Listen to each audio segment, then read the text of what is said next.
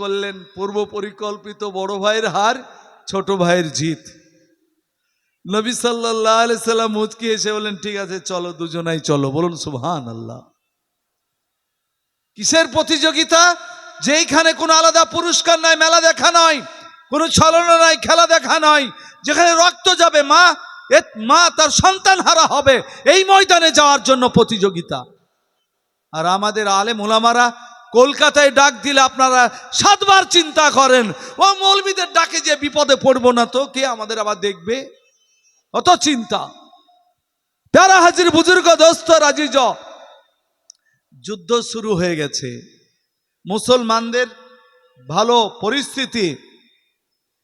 এই দুই ভাই ছোট বলে বিরোধী পক্ষ, শত্রু পক্ষের লোকেরা এই দুই ভাইকে কেউ গুরুত্বও দিচ্ছে না। না এদের ঘোড়া আছে, না হাতে তরবারি আছে, ওই ভাঙাচুরা অস্ত্র আছে হাতে, এই দুই ভাইয়ের গুরুত্ব নাই।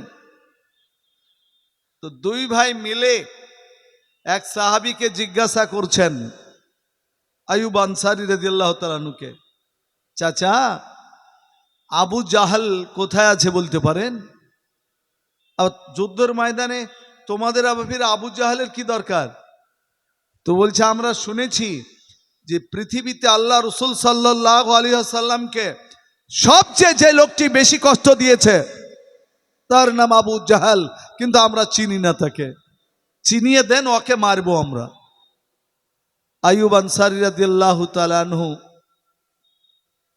বা নামটা আমার 19-20 হতে পারে সাহাবীর, তিনি বললেন, ভাতিজা আবু জাহালের কাছে পৌঁছানো তো সহজ নয়, তার আগে সেনা, পেছনে সেনা, পাহারাদার আছে, পাহাড়ে আছে, ওই দেখো এরকম উঁচু জায়গাতেও দাঁড়িয়ে আছে, যুদ্ধ দেখছে, ও পরিচালনা করছে, সেখানে পৌঁছানোটা তো সহজ নয়, এত সহজ নয়।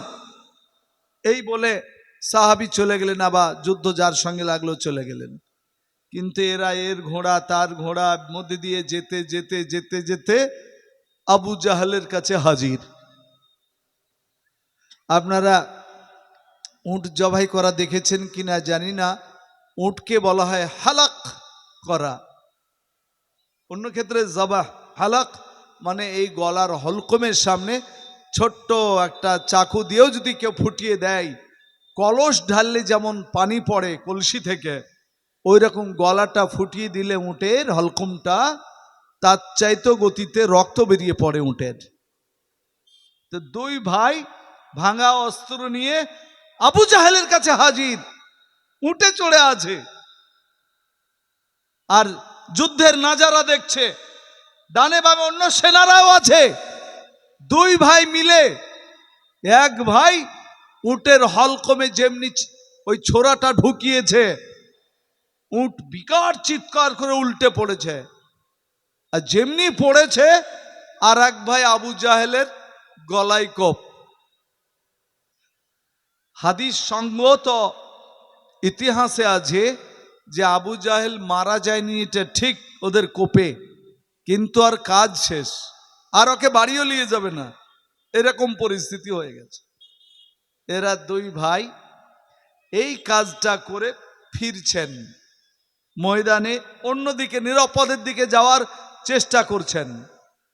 কিন্তু আবু জাহেলের এক ছেলের নাম ইকরামা রাদিয়াল্লাহু তাআলা আনহু, তখন কিন্তু মুসলমান হননি। ইকরামা দূর থেকে দেখলেন যে আমার আব্বার পাহারাদার যারা, তাদের অলক্ষ্যে এই বাচ্চারা আমার বাপের কাম তামাম করে পালিয়ে যাচ্ছে, সরে যাচ্ছে, তাই তার ঘোড়াটা বিদ্যুৎ গতিতে তাড়িয়ে এই ভাতৃদ্বয়ের কাছে হাজির। এই কোথায় পালাচ্ছ আমার আব্বাকে হত্যা করে? এই বলে ইকরামা সজোরে তরবারি চালালেন।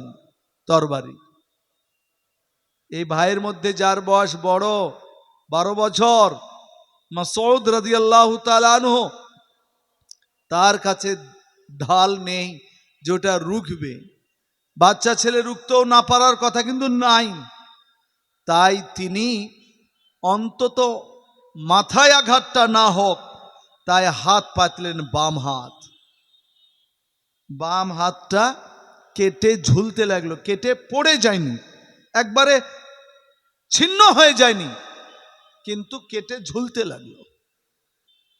দুই ভাই তবু যুদ্ধের ময়দান থেকে পালাননি। কাজ করছিলেন কি, যে তীরগুলি চালালে পারে ব্যর্থ হচ্ছিল, পড়ে থাকা তীরগুলি কুড়িয়ে কুড়িয়ে বড় সাহাবীদের তীরন্দাজদেরকে দিচ্ছিলেন। কিন্তু হাতের ব্যথায় মাসউদ রাদিয়াল্লাহু তাআলা আনহু আর চলতে পারছেন না। কাটা হাত, কেটে বাহ্য লাগলে এক রকমের কষ্ট হতো, কিন্তু এই কাটা হাত লোড ছেঁকে নিয়ে বেড়াতে হচ্ছে সারাটা দিন। যুদ্ধের ময়দানে চলাফেরার জন্য একটা বাধাজনক।